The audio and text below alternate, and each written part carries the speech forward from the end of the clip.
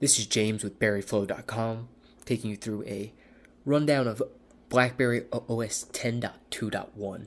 It's recently launched globally. We've seen it launch in India, the UK, the UAE, I believe in Canada as well. It's pretty much a global rollout at this point. This latest operating system brings a lot of new features under the hood, hundreds of different minor improvements. I could honestly spend probably an hour going in depth through all of them, but I'm going to try to condense it down for us and just take you through some of the big highlights. So right off on the front end, you'll see we had the lock screen. There are instant previews on the lock screen. This came with the previous OS version, but you can also now tap to open. With the unlocked device, you're able to directly access those notifications. It'll bring you directly to their hub entry. Really great addition there on the front end. You'll see as well we've got a battery percentage indication here as well. New as well to the operating system is this new feature called Picture Password. Picture Password essentially allows you to assign a specific number to a certain region of a predetermined photo. In this case, I've got the top of this hill indicated as my trigger point, and my trigger number is actually the number 8. We'll drag the 8 to the tip of the mountain, let go, and my phone will be unlocked for me. So that's essentially how Picture Password works. So right on the front end, you still have the brilliant UI with the swipe down settings and peak functionality for notification checking. Within the new peak, you'll see that the battery goes from an icon over to a percentage. It's really a nice new addition. On the swipe down, you can head over into settings, and you'll see ability to edit quick settings. So you're actually able to change this swipe down directly within settings. You're able to rearrange it and even add more entries. Excellent to have that ability to just completely customize this on the front end and get the experience just how you'd like it. In addition, you've got options for brightness control on the front end, flashlight, and tons of other new options. Great to see them fleshing that area of the operating system out for us. Further along, you'll see App Manager within settings. You'll see the ability now to install apps from outside sources, and we'll talk about the Android support later on. Back within the device monitor under App Manager within settings, you'll see essentially what's eating at your battery, what percentage it's taking up. You'll see CPU usage, memory, and as well storage. Really great integrated way to see exactly what's going on your device in real time. Also got a couple new settings. For some reason they've dropped the About option down to the bottom and then turn left airplane mode on the top. It's another interesting little change they did. For OLED users, you'll see white balance has been added in here, as well as options for screen sharing via Miracast. Within applications, it seems that there is a memory footprint, but before we get into that, the radio application is a new addition that we've got here with the 10.2.1 release. Essentially low power, low band, FM radio. It's not going to eat at your cellular data, and it really allows you to just tap into your local stations and start playing music.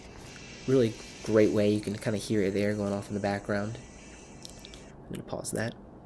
You'll see quick, simple UI, very clean, able to quick tune here. You'll see it just plays instantly for you. Really great addition here within the music app. But you'll see as I leave the music application and relaunch it, I'm actually brought right back into the radio. It seems because the application has a memory footprint, as do a couple core native BB10 applications. I'll go into the recent tab here for music, close the application, come back, and you'll see that I'm brought not back to the radio tab, but to my the recent tab where I left the application. Very interesting that they've kind of built that in for us. So further in here within BlackBerry Hub and within communications in general, you'll see this floating bar. It gives you some better context as to that backward gesture to proceed from an entry. When you're here, I'm just gonna type up a bunch of letters here and show you running shift, another throwback to the BlackBerry legacy OS that we've seen from BlackBerry before. Essentially, you can long hold on the shift key here, and then you're able to drag this as you would. It allows you to quickly delete and also add in shifts for contents and spacing out for paragraphs. Really great addition and much faster than multi-swipes here just to delete. Great to see that addition brought in as well. Within BlackBerry Hub, we've got a bunch of new features that really help build on that prosumer experience we have as BlackBerry 10 users. You'll see a new pinch filter gesture, allows you to collapse your notifications down slowly, or just do it very, very quickly. It allows you to just to see whatever you filter. Currently, I've got filter for unread set on this device. So essentially, all my unread entries will show up here, and I can space out and see my whole aggregated timeline of notifications. Within the settings here of BlackBerry Hub, there are some new additions for hub management. So now you can edit and rearrange these entries much like you can on the quick settings, and essentially you'll see that change over here on this side. So you can totally reorganize this section by hub management. Here within displays and actions, you'll see that pinch gesture I was doing and how you can change it to essentially show you just what you want to see. It's great to see that very, very specific setting list there. Down at the bottom, we've also got a delete on feature. You'll see you can delete on handheld only, handheld and server, and also be prompted on every deletion. So, again, bringing back some of those legacy BlackBerry features here on BB10. And I guess last but certainly not least here on the new 10.2.1 is the really great support for native installation of Android APKs. And I want to show that off with an amazing third-party application called Snap.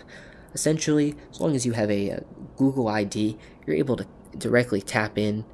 You have a cloud connection here to Google Play, and you're able to directly pull APKs. It's not a real tether to Google Play, but essentially it just allows you to get the apps from it through API and proxy. So it's a really great addition.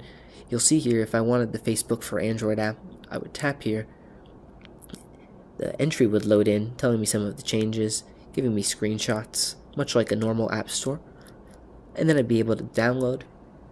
Download would occur. It's going to happen fairly fast for you. My internet here is a bit slow, but once it downloads, you're able to directly install and launch. And I've already got an Android application open, Spotify, one of my favorite applications. And I wanted to just kind of take you through a quick rundown of how it works here. It is an Android application, so you can just swipe to get that context menu, really nice and fluid. You're able to jump into playlist options and scroll, and you'll see everything loads pretty quickly, barring you have a strong internet connection, of course.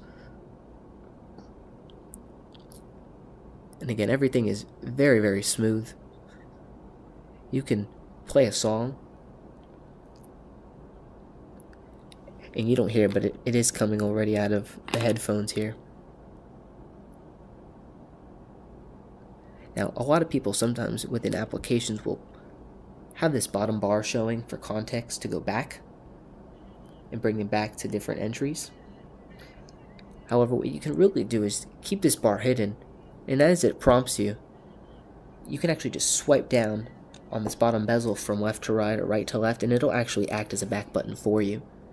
So you'll see the last, essentially back from here, from this point, would have been the active screen, so it will send you back there. Again, that's just a quick swipe on that bottom bezel. So again, there's a lot of great Android support. Essentially, you can go out and download Hulu, Netflix, Instagram, tons of applications. Really, there's, as Snap shows, an endless catalog of different options for you. You can go and try them out. Apps that need official Google Play services support are not currently running on BB10.